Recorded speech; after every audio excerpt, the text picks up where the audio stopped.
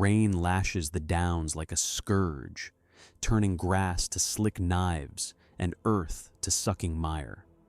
As four hobbits stumble blind beneath a sky the color of iron somewhere ahead, a dead hill waits with open stone jaws, and somewhere else a white fire on horseback cuts through the storm, too early, too far, turning all that should have been into something that will not let the world sleep. If you enjoy diving into these darker corners of Middle-earth, remember to like this video and subscribe so you do not miss the next journey. Tell me in the comments which realm you would stand for if war came again to the west. The storm had been building since dawn. Clouds marched from the west like an army in ragged mail, swallowing the sun, smothering the pale autumn light that had lain gently upon the Barrow-Downs.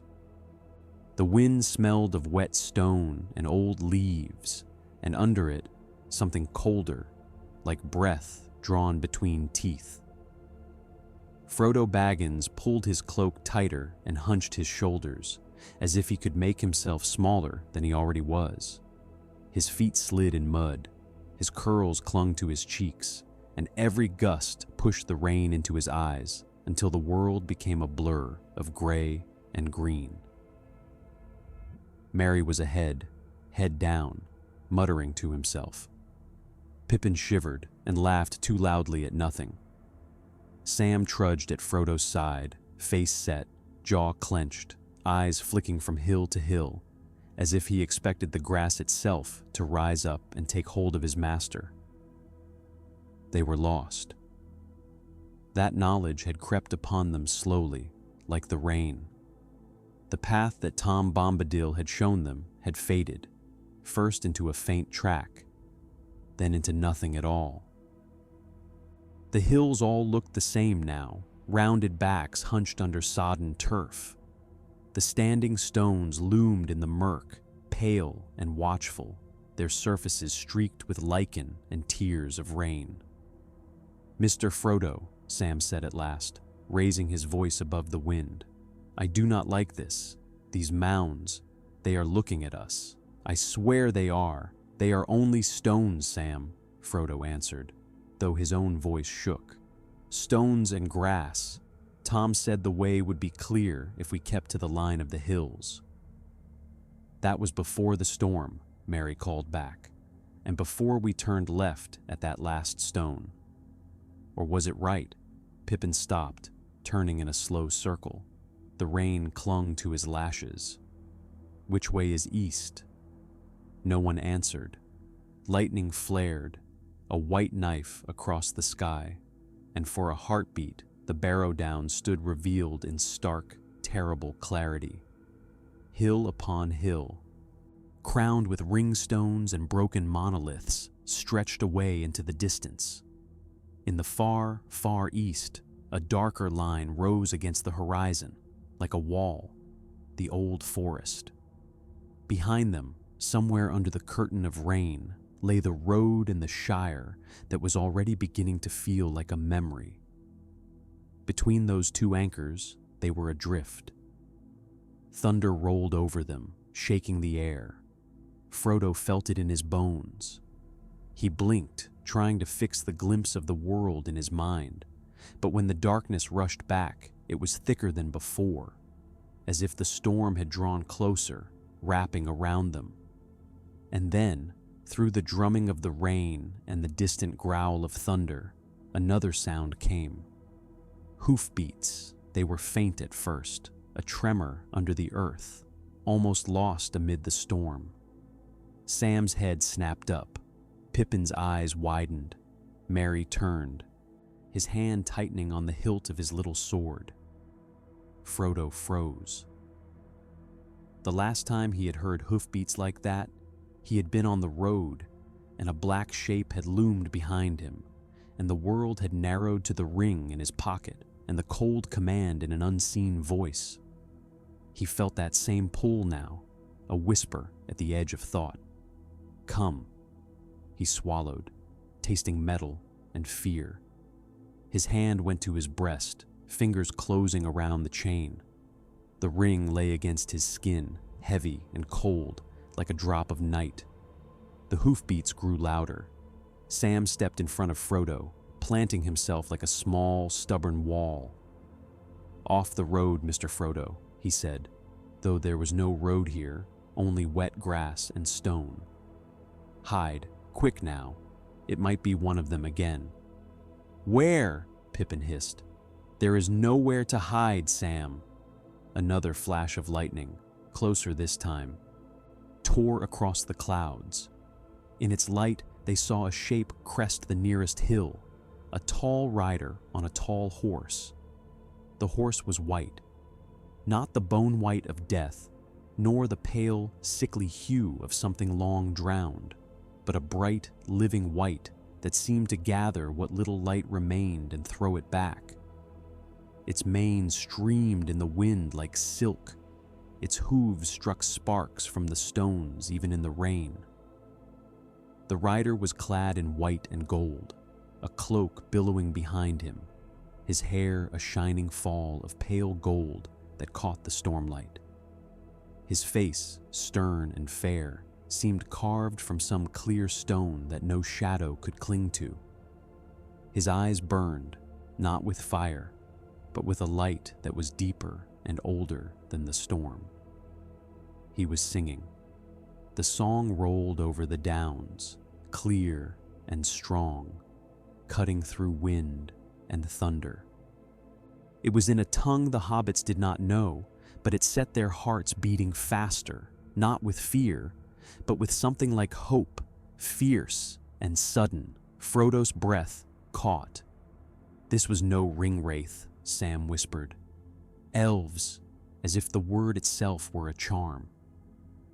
The rider reined in at the crest, scanning the land below. His gaze passed over the four small figures, slid back, and fixed upon them. His eyes narrowed, and for a moment the light in them flared, as if he saw not only their rain-soaked cloaks and mud-streaked faces, but something beneath, something that glimmered faintly in Frodo's breast. He urged his horse forward, down the slope. "Stay together," Frodo said, though his voice was barely more than a rasp. The rider approached at a canter that was almost a glide, the horse's hooves barely seeming to touch the ground. Rain parted around them. When he drew close, he slowed and then stopped, the white horse tossing its head, breath steaming in the chill air. "Frodo Baggins," the rider said, and his voice was like a clear bell. Frodo stared up, blinking rain from his eyes. "Yes," he managed. "I am Frodo. Who are you?" "I am Glorfindel of the House of the Golden Flower," the rider answered. "Of the people of Gondolin that is no more, of the Noldor that came out of the Blessed Realm. I ride from Rivendell by the command of Elrond Half-Elven, seeking you upon the road from the Shire." Merry exhaled a breath he had not known he was holding. Pippin sagged a little, his shoulders loosening. Sam, however, did not move from his place in front of Frodo. "The road is that way," Sam said, pointing back into the rain. We are not on it." Glorfindel's gaze swept the hills. "So I see. The Barrow-Downs are no road for the living." "How came you here, Tom Bombadil?" Pippin blurted, then flushed. "He showed us a path. Or, we thought he did." Glorfindel's expression flickered at that name, a brief shadow of something like respect, mingled with unease. "If you have had the aid of Iarwain Benedar, then you have walked in strange company indeed. Yet even his counsel may be turned aside by storm and shadow." He looked up at the lowering sky. The wind whipped his cloak, but the rain seemed to hesitate before touching him. "There is a weight upon this land," he said softly, half to himself. "A stirring in old bones. The barrow-wights are restless." Frodo shivered. The words sank into him like cold water. "We must leave this place," Glorfindel continued, his voice sharpening. "At once. The 9 are abroad, and they will not be stayed by storm or darkness. You are too far from the road. To cross the downs now is perilous." "Can you not lead us back?" Merry asked. Glorfindel studied the hills, his eyes narrowing. The light within them brightened, as if he were seeing not only the surface of the land, but its deep roots and hidden scars. "I can," he said at last, "but we will lose time, and time is what you do not have." He turned his gaze upon Frodo again, and this time it was as if the world narrowed to the space between them. The wind and rain fell away. Even the thunder seemed to recede. "You bear a great burden, Frodo, son of Drogo," Glorfindel said. "I can feel its shadow, though it is veiled. The enemy is searching for you. His servants are close. If they reach you upon the open downs, there will be no hiding, no hedge or hollow to shield you. They will see you, and they will smell what you carry." Frodo's hand tightened on the ring. It seemed to pulse against his skin, a slow, steady beat, like a second heart. "What do you suggest?" he asked. Glorfindel hesitated. That, more than anything, unnerved the hobbits. This elf, who looked as if he had never doubted anything in his long life, who sat his horse as if he and it were carved from the same unyielding grace, paused. "There is another way," he said slowly. "A way that I would not choose in other days. But these are not other days." He turned his horse's head, looking east toward the dark line of the old forest. "Beyond these downs lies the great East Road," he said. "But between here and there is a region of deeper shadow, where the barrow-wights are strongest, and where the memories of ancient wars lie thick upon the ground. If we cross there in haste, under the cover of the storm, I may shield you from their call. We may reach the road before the 9 can close the ring about you. And if we do not?" Sam asked. Glorfindel's jaw tightened. "Then we may have to pass under the barrows themselves, into the old ways beneath the hills. There are paths there that were not made by evil hands, though evil has crept into them. I know some of those paths, for I walked this land in an age when the world was younger, and the Dunedain were many." His eyes darkened, as if with memories of kings long dead. "Under the earth," Pippin whispered. With wights?" Merry swallowed. "I do not like the sound of that." "Nor do I," Glorfindel said. "But the 9 are worse, and the choice may not be ours to make if we tarry." Frodo looked at his friends. Rain streaked their faces. But beneath the water were lines of fear and of something else, trust in him. He looked east, where the land seemed to sink and the darkness thickened. He thought of the road, of Bree, of Gandalf waiting, perhaps, or not waiting. Of Rivendell, a name that had become a promise in his mind, a place of safety and counsel. He thought of the Black Riders, of the way their presence had turned the air to ice, of the way his own will had wavered under the weight of their demand. He thought of the ring and of the eye that he had felt once like a distant fire. What would Gandalf say? He wondered aloud. Glorfindel's gaze softened. Gandalf would say that the shortest road is not always the safest, and that sometimes the dark must be passed through, not fled. He would also say that he trusts you, Frodo, to choose as your heart and your courage guide you. Frodo drew a breath, tasting rain and fear and the faint, bitter metal of resolve. "We cannot go back," he said. "We are too far from the road. If we try to find the way we lost, we will wander until the 9 find us. We must go forward." "Into that?" Pippin said, staring east. "Yes," Frodo answered. His voice surprised him. It sounded steadier than he felt. If Glorfindel says there is a way, then we must trust him. We have trusted stranger folk than elves already. Sam's mouth twitched at that, a brief, reluctant smile. That is true enough, Mr. Frodo. And if we have to go under the ground, well, we will go under the ground. I will not leave you, whatever is waiting down there. Nor I, Merry said. Nor I, Pippin echoed, though his eyes were large and dark. Glorfindel inclined his head, a gesture of respect that made the hobbit straighten unconsciously. You have more courage than many taller folk, he said. Very well. Mount behind me, Frodo. The others will run beside us. My horse will bear you all if need be, but we must not overburden him at the first.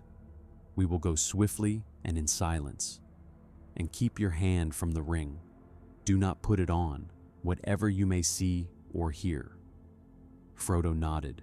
He took a step toward the white horse, then hesitated, looking back once more at the shapeless gray from which Glorfindel had come. In another tale, in another time, he would have turned west, back toward the road, to be found later, too late, by other hands, and drawn into a darkness of a different kind. In that tale, the barrow-wights would have had him first. Here, now, he swung up behind Glorfindel, his small hands gripping the elf's cloak. The horse shifted, then stilled, as if understanding. Glorfindel touched his heel to the horse's flank. Noro lim, Asphaloth, he murmured. Run swift. They plunged east, down into the hollow between the hills. Behind them, unseen, in the gray distance, a shadow moved atop another rise. Black against the storm, tall and still, it watched the fleeing figures. No breath steamed from it. No rain clung to it. It lifted a pale hand, and somewhere in the unseen distance, 3 other shadows turned their heads, listening. The net was drawing tight. Asphaloth ran like the wind. The white horse seemed hardly to touch the ground, his hooves finding purchase where there was none, his breath steady despite the climb and fall of the land. The hobbits ran at his sides, their short legs pumping, cloaks streaming behind them. Sam's face was set in grim determination. Merry's eyes were fixed on the ground ahead, picking each step.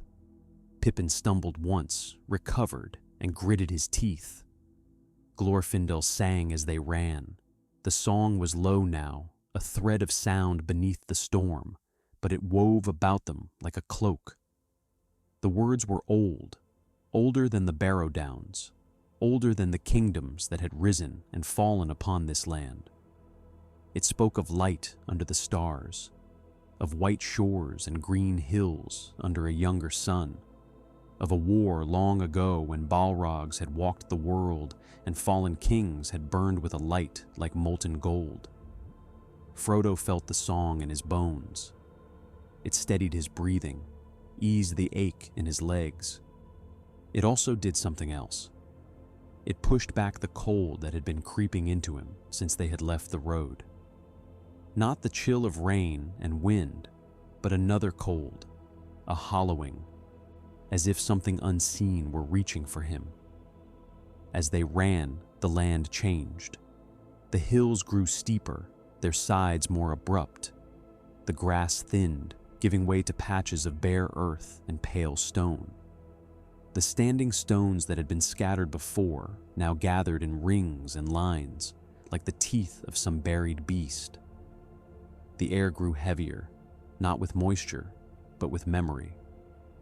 Frodo felt it pressing upon him, a weight of years. He saw, or thought he saw, shapes upon the hills that were not of the present. Lines of men in bright mail, banners streaming, swords raised other lines, darker, with cruel helms and eyes like coals. He heard, under the thunder, the clash of steel on steel, the cries of the dying, the roar of some vast, inhuman voice. He blinked, and the visions were gone. Only rain and grass and stone remained. "Do you see them?" he whispered, not sure if he spoke to Glorfindel or to himself. "I see what was," Glorfindel answered, his voice tight. "And what clings still. The Barrow-Downs were once the burial place of the kings of Cardolan and Tyrant Gorthad before them. Their bones are restless, for their houses fell, and their heirs are scattered. The Dark Lord sent spirits to dwell among them, to twist their grief into malice. They hunger for the living." As if in answer, a wind rose from the east, colder than the rain. It carried with it a smell like damp stone and mold, and something sweeter, sickly, like flowers left too long upon a grave. Pippin gagged. "What is that?" "The breath of the Barrows," Glorfindel said. "Do not listen if you hear voices. Do not answer if they call your names." "They know our names?" Merry asked, his voice cracking. "They will know what they are told," Glorfindel replied. "And there are many servants of the enemy abroad, in flesh and in shadow." They topped another rise and saw, ahead of them, a shallow valley where the hills dipped low. In its hollow lay a cluster of mounds, larger than those they had passed before, their sides smooth and steep, their crowns ringed with standing stones. The earth around them seemed darker, as if it had drunk something that the rain could not wash away. Beyond that valley, the land rose again, and beyond that, faintly, Frodo thought he could see a paler line, like a road. "The East Road," Glorfindel said. "It is closer than I had hoped. If we cross this hollow swiftly, we may reach it before—" He broke off. From the far side of the valley, 3 shapes appeared on the crest of a hill. Tall, black, their cloaks whipping in the wind. They sat upon dark horses that pawed the ground. Even at this distance, Frodo felt the air thicken, as if the storm itself recoiled from them. His heart lurched. His hand flew to the ring. "Do not," Glorfindel said sharply, without looking back. "Do not put it on." The 3 riders sat, unmoving.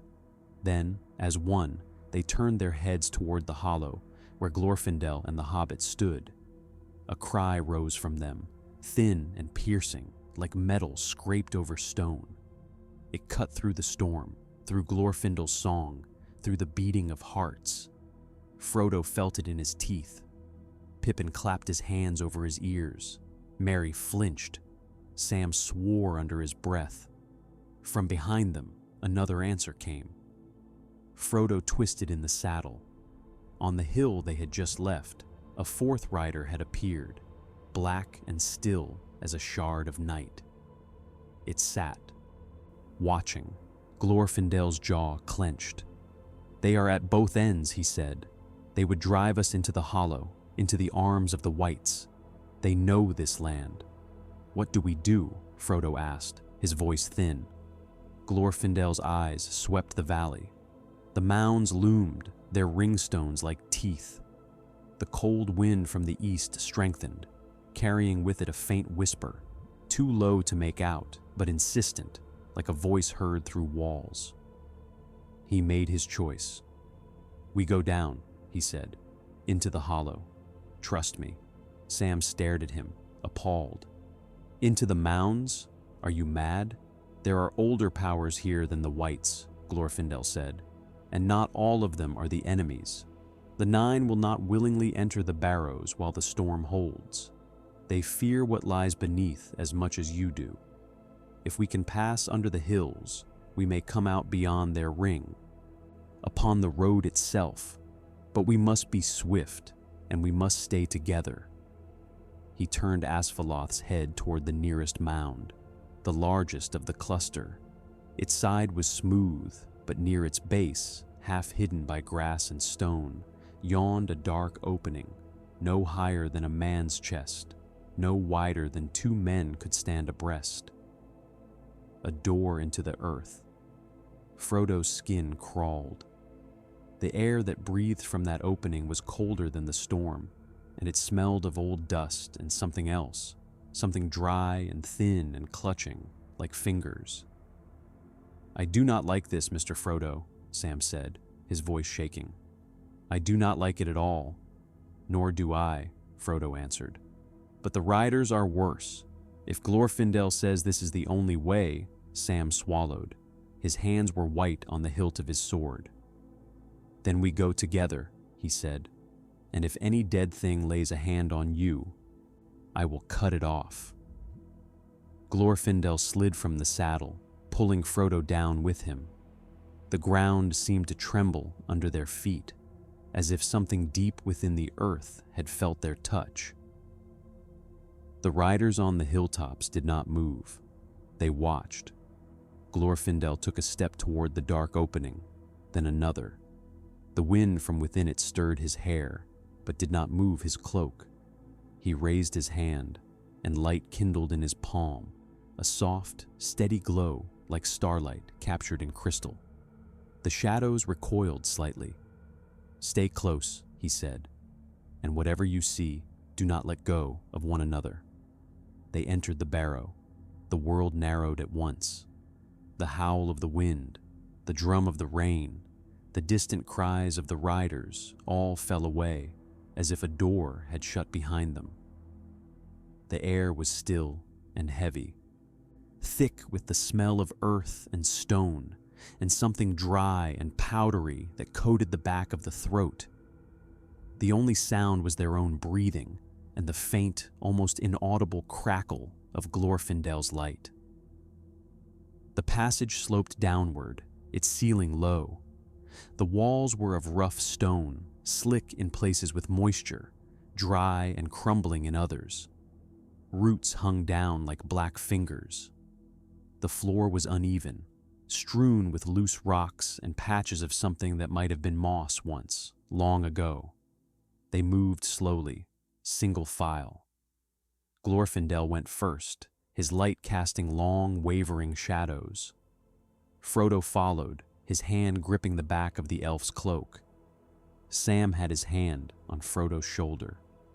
Merry and Pippin came last, each with a hand on the other's pack. The darkness pressed in around them, thick and almost tangible. It seemed to breathe. After a time that could have been minutes or hours, the passage widened slightly, then split. One branch curved down and to the left, the other up and to the right. Both were equally dark. Both breathed the same cold air. Glorfindel paused. "What is wrong?" Frodo whispered. "These ways change," Glorfindel said softly. "The earth shifts, stones fall, others rise. Paths that were once open are now closed.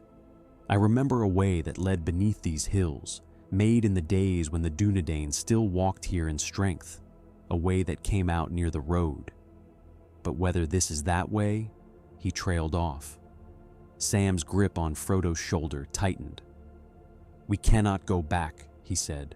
"The riders will be waiting." "No," Glorfindel agreed. "We cannot go back." He closed his eyes. Frodo watched, his breath held. The light in Glorfindel's hand did not falter. It seemed to grow steadier, if anything, as if fed by something within him rather than without. After a moment, Glorfindel opened his eyes again. "Left," he said. "We go down. The older ways lie deeper. The wights have made their lairs nearer the surface, where they can feel the storm and the fear of those who wander. Beneath them are passages that they do not wholly command." "That sounds worse," Pippin muttered. "Worse is relative," Glorfindel said. "Come." They turned left. The air grew colder. Frodo felt it seeping into his bones, into his thoughts. It was not the sharp cold of winter, nor the clean chill of mountain air, but a deeper, emptier cold, like the absence of warmth remembered. His fingers numbed. His breath smoked faintly before him, though he could not see it clearly in the dim light. He became aware, after a while, of a faint sound under their footsteps, a soft, whispering crunch. He did not look down. He did not want to know what they were walking upon. The light ahead flickered. Glorfindel stopped, his shoulders tensed. "Something is near," he said. "What?" Sam whispered, his voice barely more than a breath. "Old anger," Glorfindel answered. "Old sorrow. Stay close." The passage widened again, then opened into a larger space. They stepped into a chamber. It was roughly circular, its ceiling lost in darkness beyond the reach of Glorfindel's light. The walls were lined with niches, and in each niche lay shapes, long and still, wrapped in rotting cloth and rusting mail. Swords lay across withered hands. Helmets, once bright, now dull and pitted, rested upon skulls that grinned from the shadows. The floor was strewn with bones. In the center of the chamber rose a low stone platform, and upon it lay a figure larger than the others, its mail finer, its helm higher crested. Its hands were folded upon its breast, and between them lay a long sword, its blade dark with age, its hilt set with a single, pale stone that still gleamed faintly, as if it remembered starlight. A crown, thin and delicate, lay upon its brow. "The king of this barrow," Glorfindel said softly. "Once he was a lord of Cardolan, valiant and proud. He fell in battle against the Witch King of Angmar and was laid to rest with honor. Now he trailed off." The air in the chamber stirred. It was not a wind, exactly. It was a movement, a shifting, as if something that had been lying very still for a very long time had drawn a breath. The cloth upon the central figure's chest fluttered. Sam swore, a choked, terrified sound. Pippin whimpered. Merry's hand flew to his sword. Glorfindel raised his light. "Stay behind me," he said. The cloth stirred again. Slowly, very slowly, the figure upon the stone platform moved. Its hands flexed. The cloth over its face sunk inward, then lifted, as if something beneath it had opened eyes that had been shut for centuries. A voice spoke. It was a dry voice, thin and hollow, like leaves rubbed together in autumn. It spoke in a tongue that was not the common speech, yet Frodo understood it, not with his ears, but with something deeper. "Who comes into my house?" it asked. "Who walks upon my bones and breathes my air?" Glorfindel stepped forward, his light brightening. "One who remembers you, O Lord of Cardolan," he said. "One who saw your banners in the days of your pride and mourned your fall. I am Glorfindel of Gondolin, who has walked this world since before your fathers were born." The cloth over the face turned toward him. "I remember no Glorfindel," the voice said. "I remember only the dark and the cold and the long years. I remember the Witch King's hand upon my barrow and the voices that came with him, promising that I would not be forgotten, promising that I would have company." Its tone changed, sharpening. "You bring company." Its gaze, though unseen, turned toward the hobbits. Frodo felt it like a touch, light and cold, brushing over his face, his hands, his breast. It paused there, on the ring. The air thickened. "What is this?" the voice whispered. "What bright shadow do you carry, small one? What cold fire burns against your heart?" Frodo's hand flew to the ring. It burned suddenly, not with heat, but with a fierce, icy cold that bit into his palm. He gasped. "Do not answer," Glorfindel said sharply. "He is not for you, old king. He is bound to a greater doom." The air in the chamber shivered. "Not for me," the voice said. "All that comes into my house is mine. The Witch King said so. He gave me power that I might hold those who wander here and send their shadows to him. Why should I let this one pass when he carries such a treasure? With it, I could walk again beneath the sun.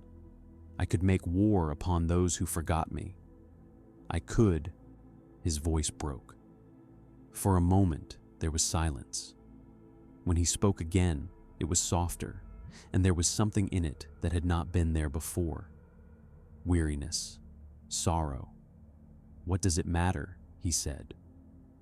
The world has moved on. Cardolan is dust. My sons are bones in other graves. My enemies are gone, or have grown so great that I cannot touch them. I am a whisper in the dark, and even that will fade. Glorfindel lowered his hand slightly. The light dimmed, gentled. You are more than a whisper, he said. You were a king. You held this land against the shadow while you could. Your name is not wholly forgotten. The Dunedain still remember. I remember. The cloth over the face tilted, as if in disbelief. Remember, the voice said. What is remembrance to the dead? I lie here, year upon year, listening to the drip of water and the gnawing of worms. I feel the weight of earth upon me. I dream of swords and banners and wake to stone. The Witch King's gift is a curse. I am bound. I cannot leave. I cannot sleep. I can only hunger. His tone sharpened again.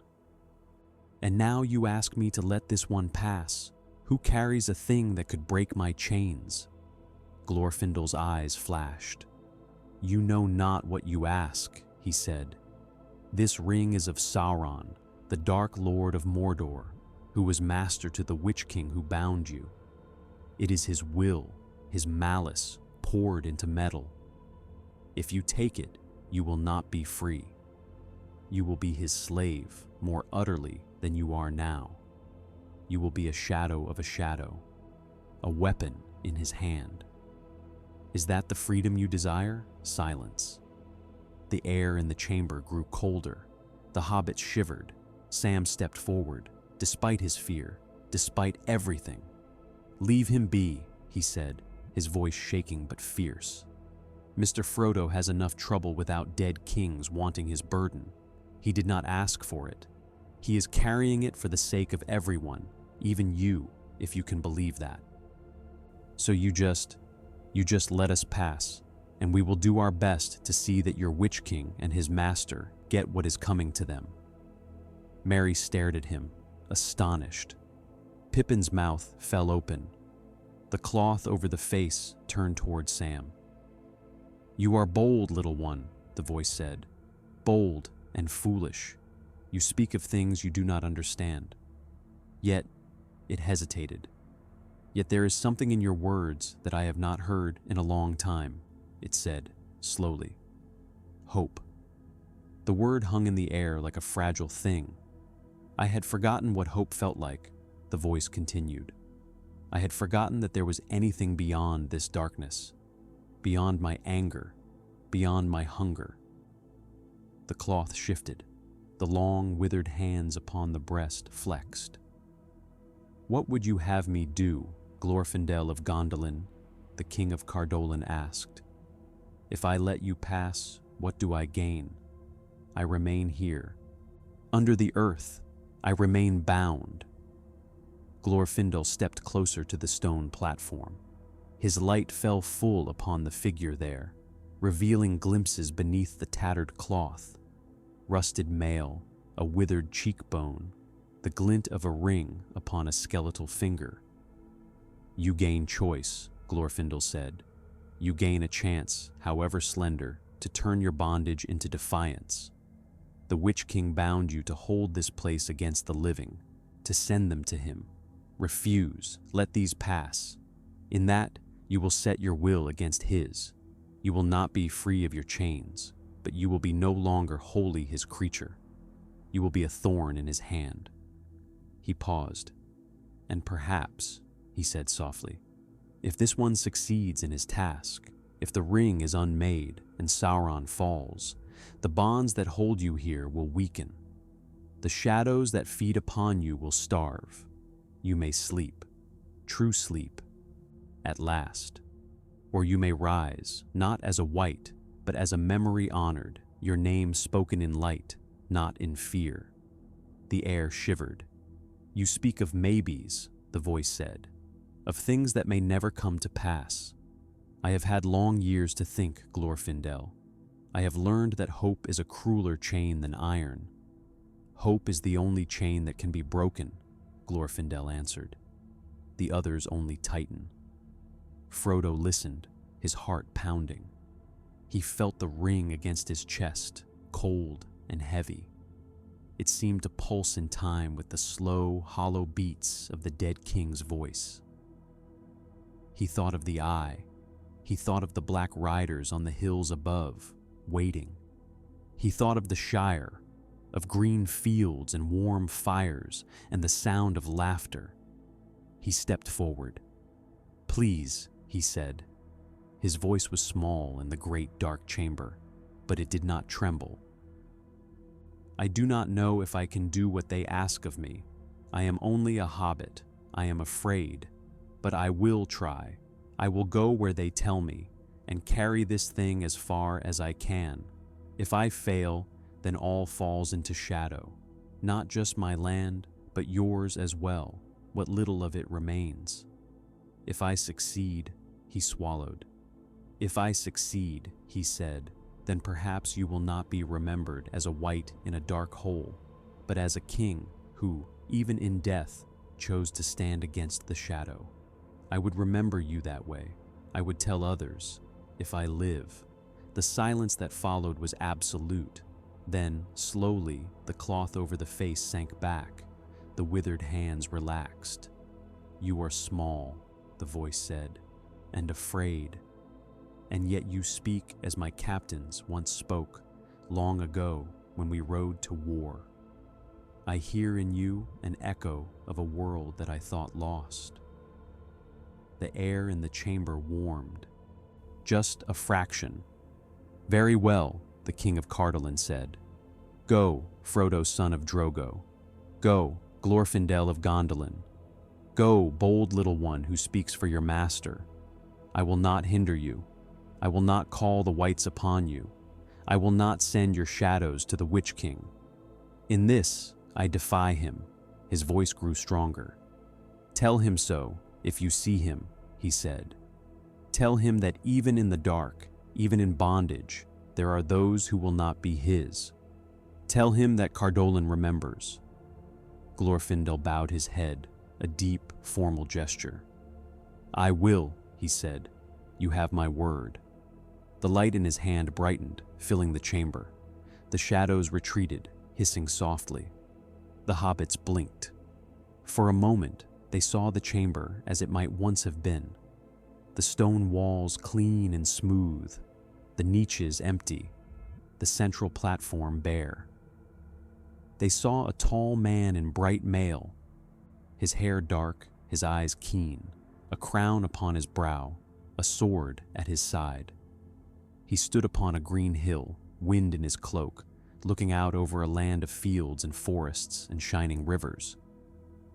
Then the vision faded. Bones lay upon the stone again. The cloth settled. The air grew still. "Go," the voice whispered, already fainter, "before I remember my hunger." Glorfindel turned. A passage opened on the far side of the chamber, where there had been only blank stone before. It sloped upward, its darkness less dense. "Come," Glorfindel said. They went. The passage climbed, twisting and turning. The air grew less cold. Frodo's breath came easier. His legs ached, but the ache felt clean, not heavy. Behind them, the chamber and its king receded into shadow. Above, faintly, they began to hear the storm again. At last, a pale light appeared ahead. Not Glorfindel's steady glow, but a diffuse, shifting light, gray and thin. They emerged from the hillside. The rain had slackened to a drizzle. The clouds were breaking, tattered and thin. The air was sharp with the smell of wet earth and grass. They stood on a slope that fell away toward a wide, pale ribbon that cut across the land. The Great East Road. Frodo's heart leaped. Glorfindel shielded his eyes, scanning the horizon. His jaw tightened. On a hill some distance away, 3 black shapes still sat, motionless. On another, behind them now, a 4th. They had not moved. They did not follow us into the barrow, Glorfindel said. They feared what lies beneath. Good, we have gained some ground, but they will not sit idle for long. As he spoke, one of the riders shifted. Its horse pawed the ground. The rider raised its head, as if listening. Then, suddenly, it turned and rode down the far slope, away from them, its cloak streaming. The others followed, black streaks against the green. "Where are they going?" Pippin asked. Glorfindel's eyes narrowed. "To close the road," he said. "They will try to cut us off before we reach the ford of Bruinen. They have felt you, Frodo. They will not give up." He swung into the saddle. "There is no more time for hiding," he said. "Frodo, mount. The rest of you, run as you may. I will bear him ahead. The 9 will follow. They will have me to reckon with." His eyes burned, and for a moment, Frodo saw in him something that had not been there before. A fierceness, a joy almost, as if the prospect of facing old enemies again stirred in him a flame long banked. He thought of what Glorfindel had said in the barrow, of wars long past, of Balrogs and fallen kings. He realized with a sudden, dizzying clarity that this elf had died once already in battle against a terror of the ancient world and had returned. He mounted Asfaloth, Glorfindel said, leaning forward to murmur into the horse's ear. "Once more, my friend, run as you have not run since Gondolin fell." Asfaloth snorted, tossing his head as if in answer. They flew. The road unrolled beneath them, gray and slick with rain. The land on either side blurred. The hobbits ran, their breath burning in their chests, their feet slapping the wet stone. Glorfindel's white cloak streamed behind him like a banner. Behind them, faint at first, then growing, came the sound of hoofbeats. Dark shapes crested a distant hill, then another, then spilled onto the road. The 9 had gathered. They rode like a storm. Glorfindel did not look back. He sang. His song now was not the gentle, steadying song of before, nor the soft, respectful speech he had used in the barrow. It was a battle song, fierce and bright, in a tongue that rang like steel. It spoke of high white towers and deep blue skies, of golden banners and burning swords, of a city that had stood against the darkness and fallen with its face to the foe. The air around him seemed to shimmer. The light in his eyes flared. Frodo clung to his cloak, his heart hammering. The ring throbbed against his chest, harder now, as if it too felt the presence behind them. He felt the pull of it, the urge to slip it on, to vanish, to escape the pounding hoofbeats and the cold, hungry will that pressed upon him from behind. He remembered Glorfindel's words. He remembered the Barrow King's choice. He kept his hand away from the chain. The road dipped, rose, curved. The land grew wilder, the hills steeper, the trees thicker. The sky darkened again as clouds closed in. The air grew colder, not with the emptiness of the barrows, but with the bite of approaching winter. Ahead, faintly, Frodo heard another sound. Water. It grew louder as they rode, a steady roar beneath the thunder of hooves. The land fell away, and suddenly the road dropped toward a wide, shallow valley where a river ran, swift and gray, its surface flecked with white. The ford of Bruinen. On the far side, the land rose again, and beyond that, Hidden among the trees and hills lay Rivendell. Glorfindel's song rose. Behind them, the hoofbeats closed in. Frodo risked a glance over his shoulder. The 9 rode in a line, black cloaks streaming, pale faces hidden beneath deep hoods. Their horses' eyes burned with a dull, unnatural light. The air around them seemed to darken, as if they dragged a shadow with them. The foremost rider raised its hand. Frodo felt a command slam into him like a blow. Stop! His muscles locked, his breath caught. The world narrowed to that pale hand, to the unseen eyes beneath the hood, to the cold, pitiless will that reached for him. Come to me. His hand flew to the ring. Frodo! Glorfindel shouted. His voice was like a trumpet. The spell broke, just enough. Run! Glorfindel cried. Run to the ford. Do not look back. Do not put it on. In the name of Elbereth and all the valor, resist. He twisted, drawing something from his belt. For a heartbeat, Frodo saw it.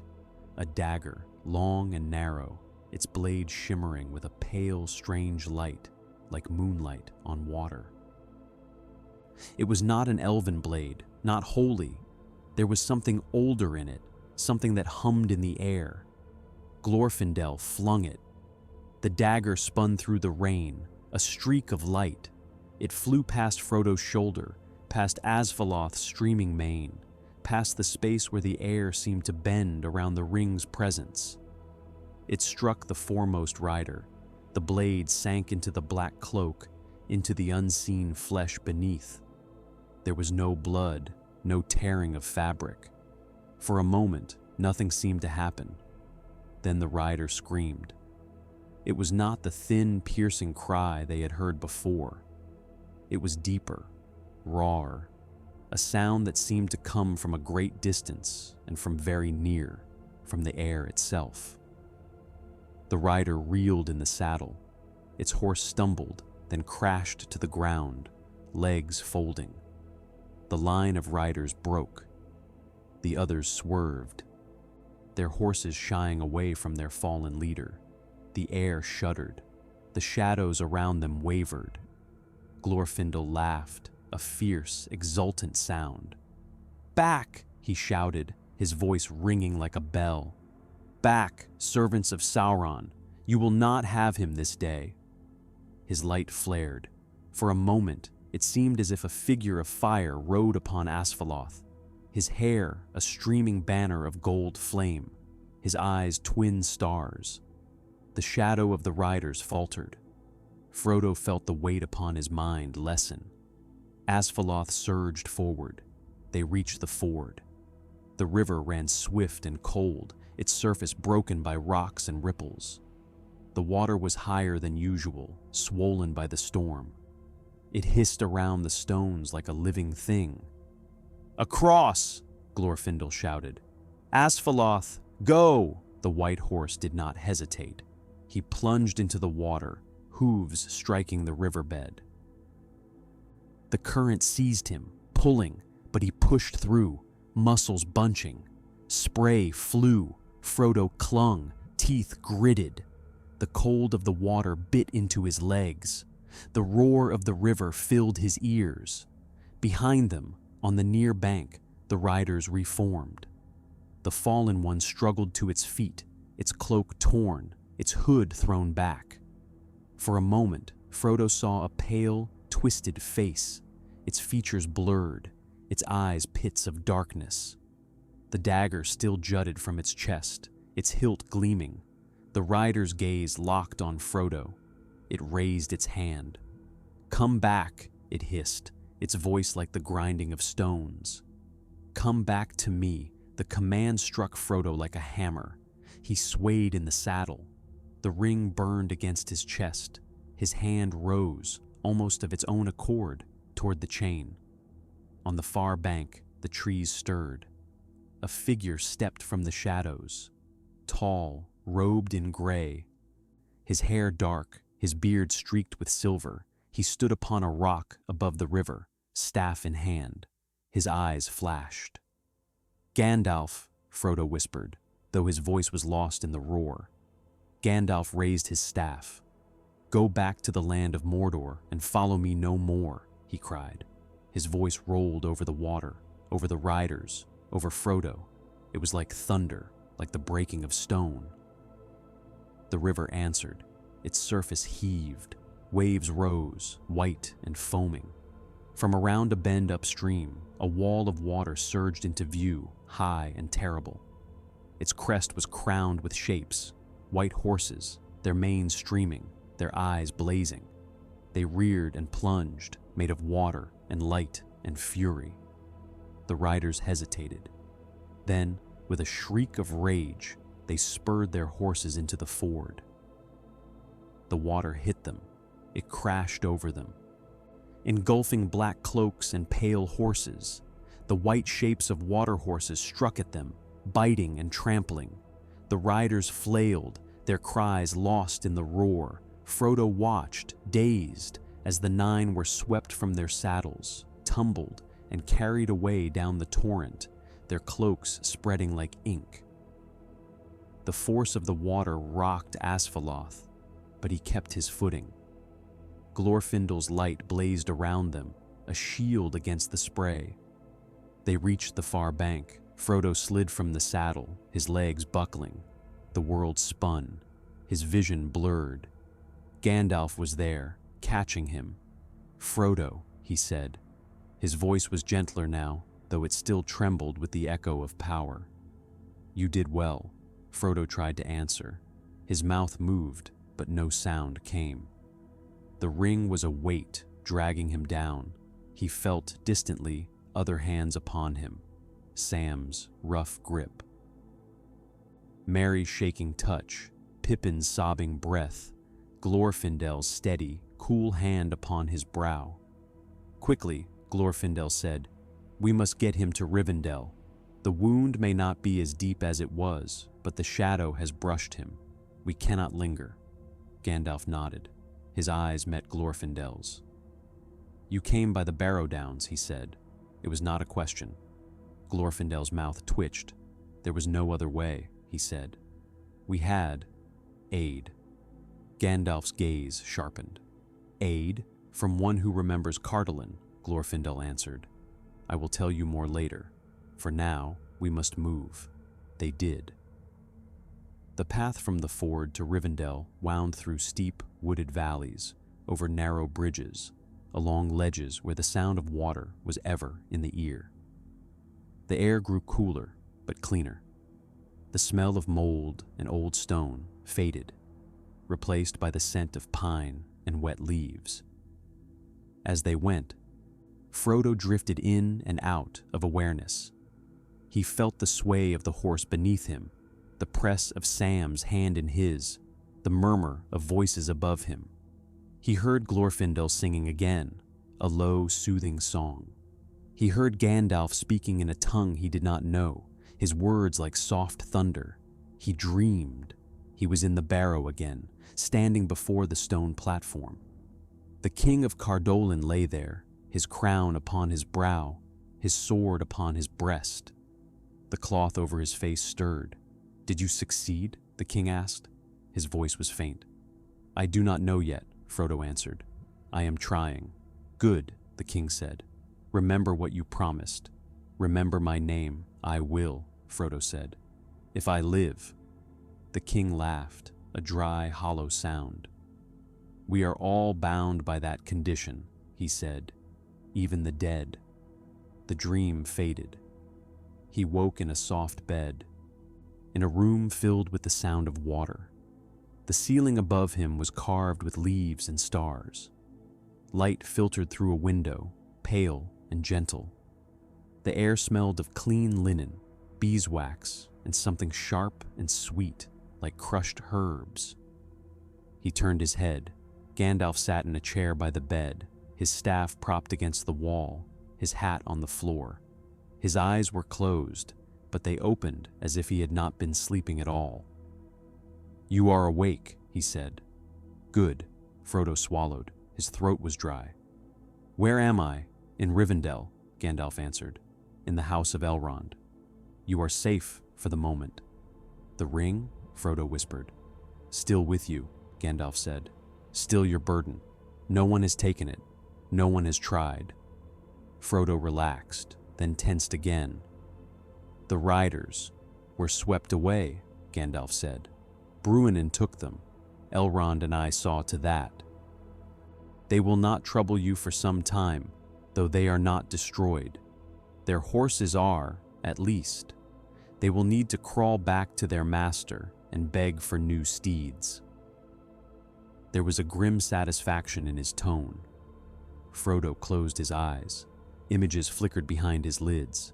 Black cloaks, white water, a dagger of strange light, a dead king's crown. The Barrow, he said. Glorfindel. We went under the hills. There was a king. He spoke to us. I know, Gandalf said softly. Glorfindel has told me. I have spoken with Elrond. The tales of the North will be richer for this day. Frodo opened his eyes again. Was it wrong, he asked, to speak with him, to ask him, to choose? Gandalf's gaze was distant for a moment, as if he were seeing something beyond the room, beyond the valley. There is no wrong in offering choice to those who have been denied it, he said. The Witch King bound many to his will. If even one of them can turn that binding into defiance, then a small light has been kindled in a very dark place. He looked at Frodo. You did more than save yourself in that barrow, he said. You gave a dead king a chance to stand against his old enemy once more. Do you know how rare that is, even in long tales? Frodo shook his head, bewildered. Gandalf smiled, a little sadly. You will, he said. In time passed. The Council of Elrond was held. Voices rose and fell in the great hall. Elves, men, dwarves, a wizard, a halfling who had found something in the dark that should never have been found. They spoke of Sauron, of the ring, of ancient wars and new perils. They argued, debated, decided. In this, as in the tale that might have been, it was resolved that the ring must be taken into the heart of Mordor and cast into the fire of Mount Doom. A fellowship was formed, 9 walkers to set against the 9 riders. Yet there were differences. Glorfindel stood among them. In the other tale, he would have remained in Rivendell, his part played, his task accomplished. Another would have taken his place in the fellowship, a prince of Mirkwood with sharp eyes and a sharper tongue. Here, Elrond's gaze lingered on Glorfindel longer. You have already risked much, Elrond said quietly, when the council had broken and the chosen companions stood apart. You have gone into the barrows, faced the wights, defied the Witch King's will. You have ridden against the 9 as in the days of old. Will you go further still? Glorfindel's eyes were calm. I have walked this world for many ages, he said. I have seen cities rise and fall, kingdoms bloom and wither. I have died once in battle against the shadow and been sent back. I think I was not sent merely to sit in halls and sing of what was. If there is a road where my light may be of use again, I will walk it. Elrond inclined his head. Then go, he said. Go with my blessing, and with the memory of Gondolin at your back. And so, when the fellowship set forth from Rivendell, it was with Glorfindel among them, his white and gold a bright mark against the winter hills. The hobbits felt safer for his presence. Boromir of Gondor eyed him with a mixture of awe and unease. Gimli, son of Glóin, regarded him with grudging respect. Aragorn, who had known him long, walked at his side often, speaking softly of old roads and older battles. There was no elf from Mirkwood among them. In the great halls of Thranduil, deep under the trees of the greenwood, a prince with keen eyes and a restless heart watched the winter light slant through the leaves and felt a tug toward the south, toward danger and doom. But the summons did not come, not in the same way. His road, in this tale, would run differently. The Fellowship's path through Holland and over Caradhras, through the dark of Moria and the golden light of Lothlorien, was both familiar and changed. On Caradhras, when the mountain's malice stirred the snow and wind against them, it was Glorfindel's voice that rose in answer, his song a spear of light against the storm. The snow still fell, the wind still howled, but there was a moment, a heartbeat, when the mountain seemed to hesitate, as if remembering another time, another elf, another defiance. In Moria, when the drums began to beat in the deep, and the Fellowship stood upon the bridge of Khazad-dûm, facing a shadow and a flame, Glorfindel's hand went to the hilt of his sword. The Balrog stepped from the fire, its mane of flame streaming, its whip crackling, its eyes burned. Gandalf stood upon the bridge. "You cannot pass," he said. In another tale, it would have been his alone to face the ancient terror, to fall with it into the abyss, to be lost to the Fellowship until the world had turned and turned again. Here, another stepped forward beside him. Glorfindel's eyes blazed. "I have faced your kind before," he said, his voice ringing in the dark. "In Gondolin, under a different sky.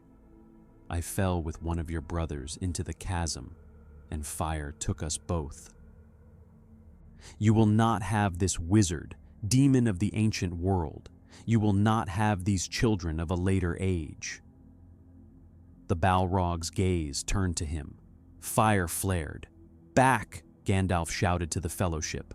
"Fly, you fools!" They hesitated, torn between obedience and the terrible pull of what was happening before them. Frodo saw, in that moment, two figures standing upon the narrow bridge, one gray, one white and gold, facing a darkness that seemed to swallow the very light around it. He thought of the Barrow, of the King of Cardolan choosing defiance in the dark. He ran, the others followed. Behind them, the world shook. The clash of power in that deep hall was like a storm contained within stone. Fire met light, shadow met will. The bridge groaned.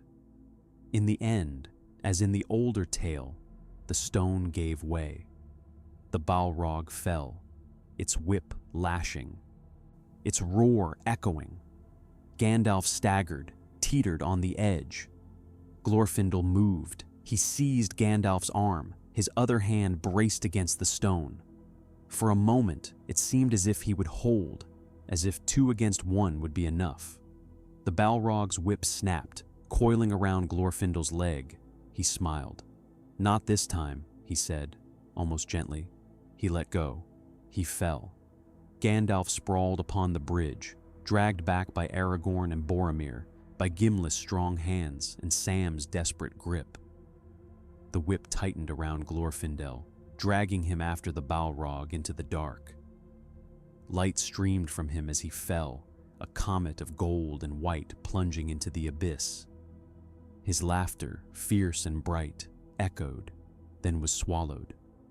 Silence. Gandalf lay panting, his face gray, his eyes wide. "Glorfindel," he whispered. Frodo stared at the broken edge of the bridge, his heart a stone. He had seen this before, in tales and songs, in Longago stories of Gondolin. He had not expected to see it again, not so soon. He knew, Gandalf said, his voice rough. He was always meant for this. Even in Valinor, they spoke of him as one who would stand against the ancient darkness again. I thought it would be me." He pushed himself to his feet. "There is no time for grief," he said. "Not yet. We must go." They went. The loss of Glorfindel cut deep. For Aragorn, it was the loss of a friend, who had seen him grow from a child into a man, who had spoken to him of kings long dead and thrones long empty. For Gandalf, it was the loss of a comrade in ancient wars, a fellow exile from a brighter land. For Frodo, it was something else. He remembered Glorfindel's hand upon his brow at the ford. He remembered his voice in the barrow, steady and respectful before the dead king. He remembered his laughter upon the bridge, falling into the dark. He felt, suddenly, the weight of every choice that had led them here. What if Glorfindel had not found them upon the Barrow-Downs? What if they had fallen into the hands of the wights without his light? What if the king of Cardolan had chosen hunger over defiance? What if the riders had taken him upon the downs instead of at the ford? The world trembled on such threads. In Lothlorien, under the golden leaves, Frodo stood before the mirror of Galadriel and saw many things. The Shire ravaged the eye, searching a white ship upon a gray sea. Among those images, fleeting and bright, he saw a city of white stone upon a green hill, banners streaming, a man in bright mail standing upon its walls. His face turned toward the east. He wore a thin crown. Frodo knew him.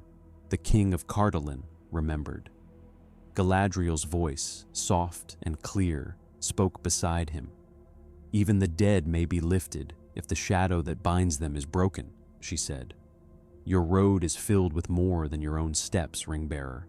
Others walk it with you, seen and unseen. He thought of Glorfindel, falling into the dark. Will he return? Frodo asked. As Gandalf did? As he himself did once? Galadriel's eyes were distant. That is not given to me to see, she said. Some are sent back when their work is not yet done. Some are called home when their long labor is ended. Glorfindel's tale is old, even to me. Perhaps this was the last chapter. Perhaps not. She turned to him.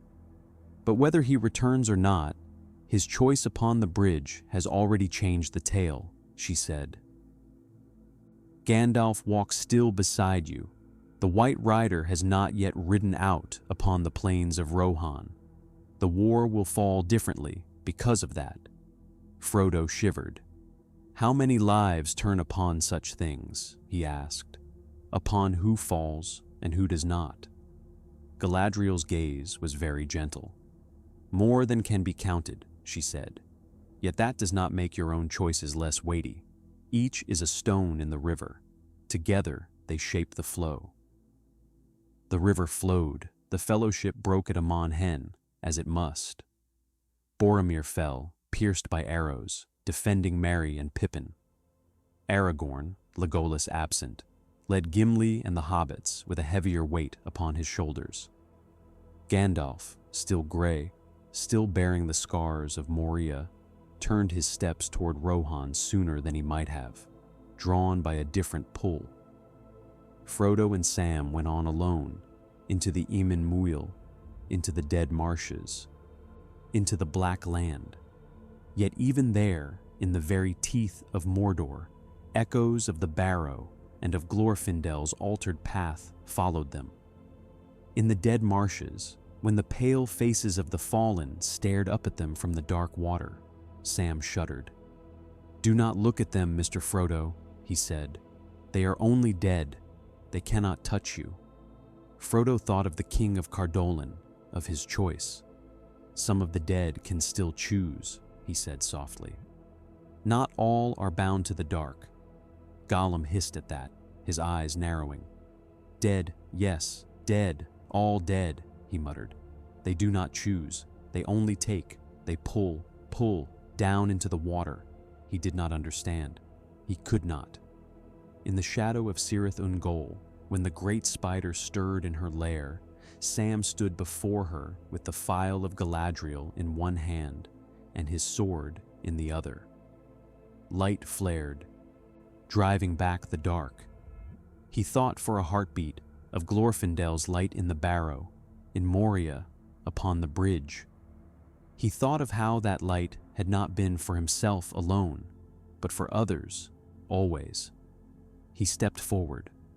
The tales of that fight would be told differently in this world, with different emphases, different echoes.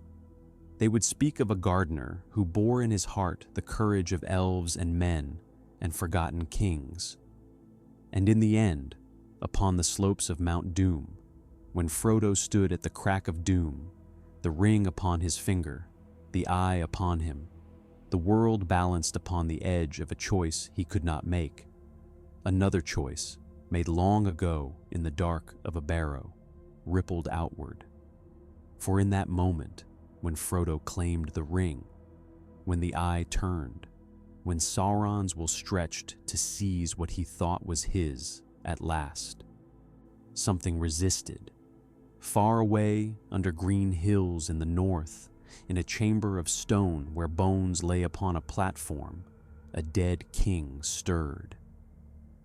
The shadow that had bound him for centuries, that had whispered hunger and malice, that had fed upon his anger, shuddered.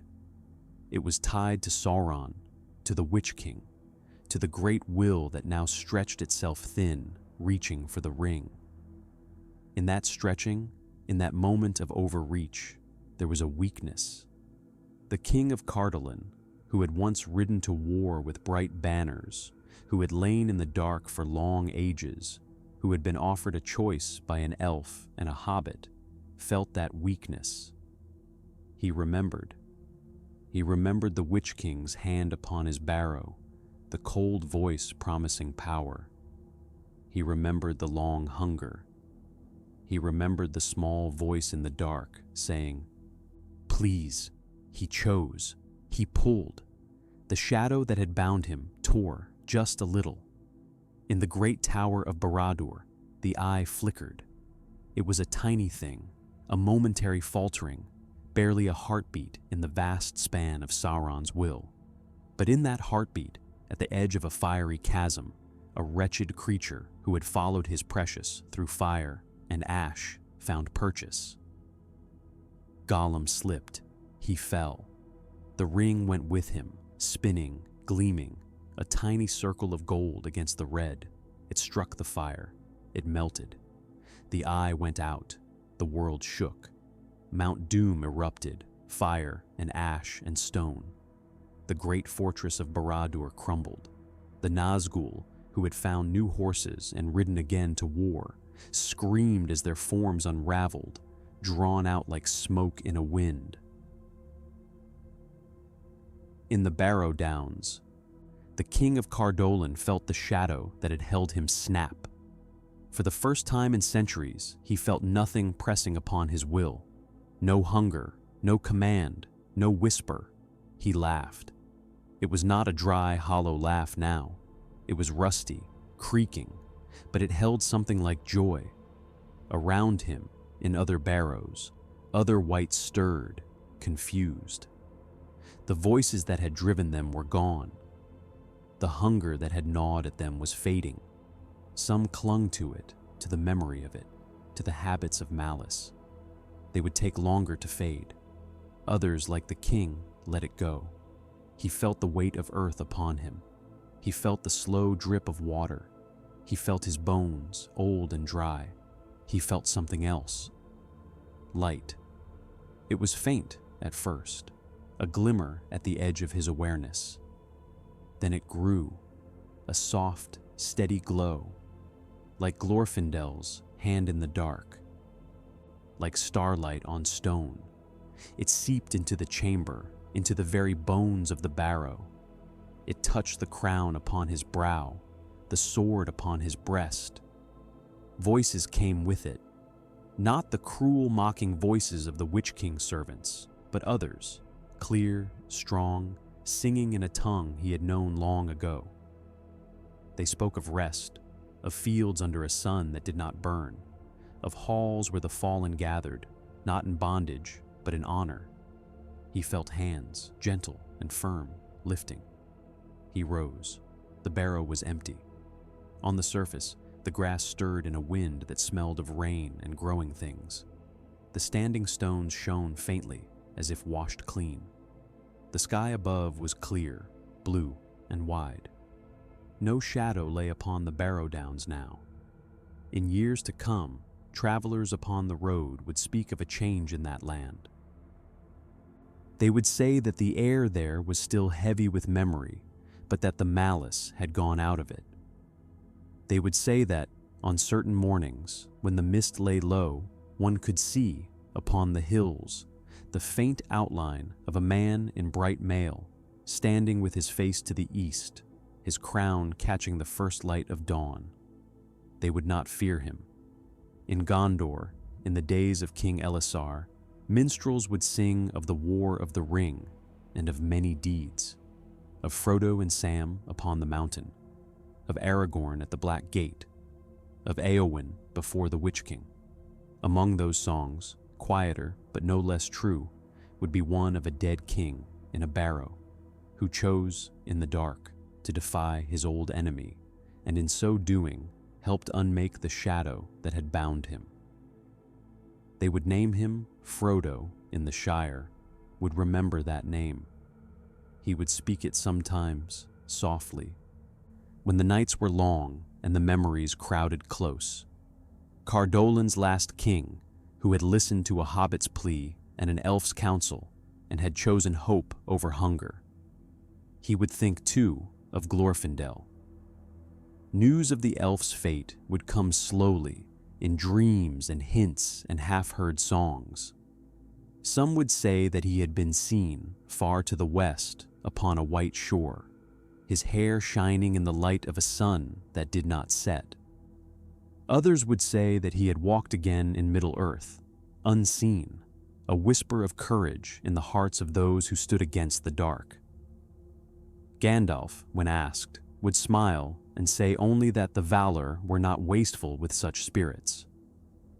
The world would heal in its slow, stubborn way. The Barrow-Downs would green. Wildflowers would grow upon the mounds. Children of men, and sometimes hobbits who had wandered farther than they meant to, would run laughing among the stones, feeling only a faint chill, like the touch of a story long told. Yet on certain evenings, when the light slanted just so, and the wind came from the east, carrying with it the distant sound of waves upon a far shore, one might stand upon a hill and look west, toward the Shire, and east, toward the broken lands of Mordor, and feel, for a moment, the weight of all the choices that had led to this quiet. An elf upon a white horse, turning east instead of west upon a stormy day, a hobbit choosing to trust him, a dead king choosing to let go of his hunger, a warrior of Gondolin choosing to fall, again, into the dark.